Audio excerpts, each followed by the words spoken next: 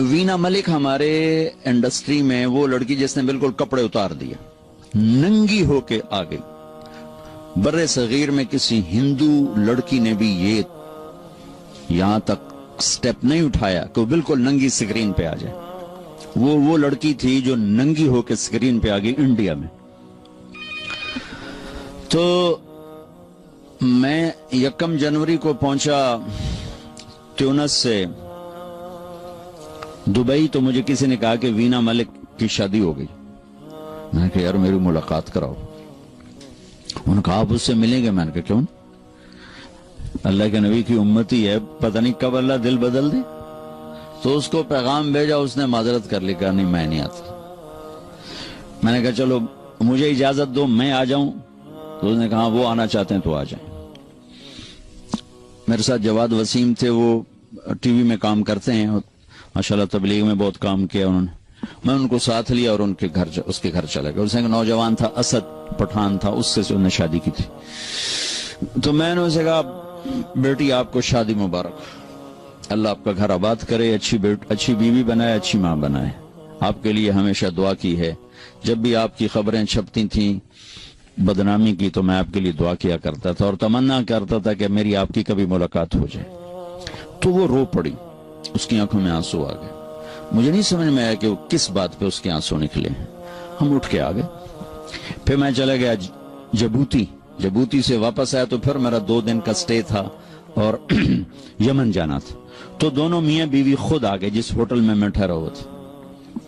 میں سر پہ پورا دوپٹہ لیا ہوا کہ مولانا آپ نے میری زندگی بدل دی، اور یہ دوپٹہ آپ دیکھ رہے ہیں یہ زندگی بھر سر سے کبھی نہیں اترے گا۔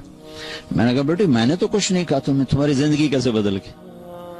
کہا یہ میرا خامد بیٹھا ہے، میں نے اس کے ساتھ یہ ایگریمنٹ کیا تھا کہ شادی کر رہی ہوں فلم نہیں چھوڑوں گی۔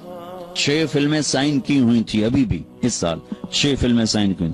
کہا میں نے اسے کہا تھا میں شادی تو کر رہی ہوں فلمیں نہیں چھوڑوں گی، لیکن میں نے کہا تو تیرا ارادہ کیسے بدل گیا؟ کہا آپ نے مجھے بیٹی کہا، آپ جیسا میرے جیسا کوئی بیٹی کہہ سکتا ہے؟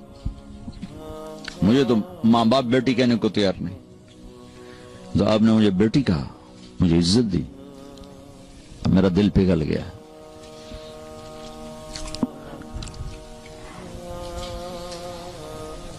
تو ہمارا کام تو قریب کرنا ہے نا، دور کرنا تو ہمارا کام نہیں ہے۔ تو امت میں اختلاف تو صحابہ کے دور سے ہے، نبی کے دور سے ہے۔ بخاری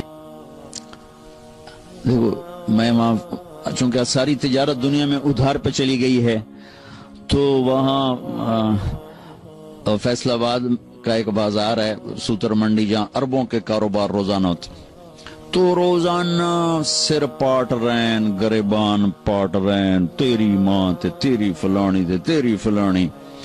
تو میں نے ایک دفعہ ان کو جمع کیا، میں کہا دیکھو بھائی یا ادھار دینا چھوڑ دو،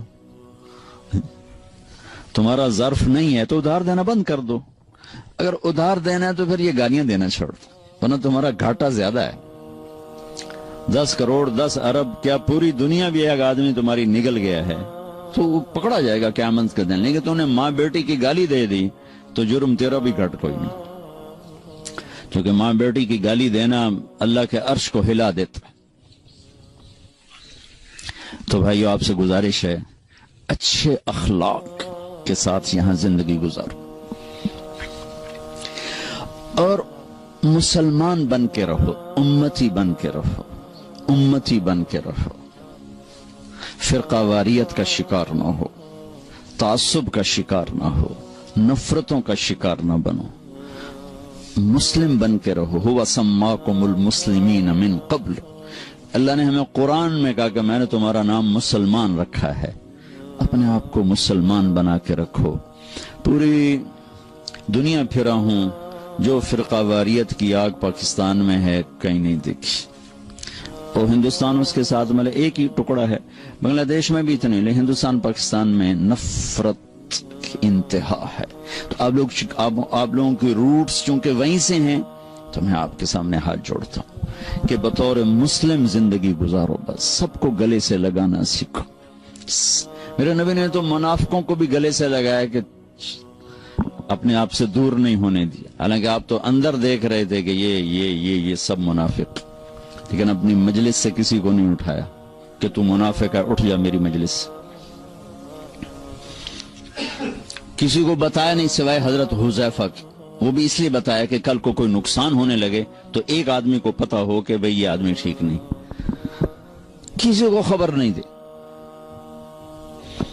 ایک منافق سردار تھے زید، وہ آ کر کہنے لگے یا رسول اللہ ایمان یہاں ہے کفر یہاں ہے، ایمان لاتا ہوں، میرے لیے دعا کر دے۔ تو آپ نے اس کے یہاں ہاتھ رکھا کہ اللہ اس کی زبان کو سچا کر دے، دل کو صاف کر دے، اس ایمان سے سینہ بھر دے۔ وہ کہنے لگے یا رسول اللہ میں منافقوں کا چودھری ہوں، آپ کو سارے منافقوں کا پتہ بتاؤں؟ آپ کو تو پہلے ہی پتہ تھا، لیکن چونکہ اور لوگ بیٹھے تھے کہ نہیں کسی کا نہیں بتانا، جو آئے گا ہم سینے سے لگائیں گے، جو نہیں آئے گا اس کا معاملہ اللہ پہ چھوڑیں گے۔ تو میرے نبی نے تو منافقوں کو بھی سینے سے لگا کے رکھا۔ عبداللہ بن ابی جیسے کا جنازہ پڑھا تھی، جبکہ حضرت عمر روک رہے ہیں کہ اب یہ کیا کر رہے ہیں یہ منافق ہے، شاید بخشا جائے۔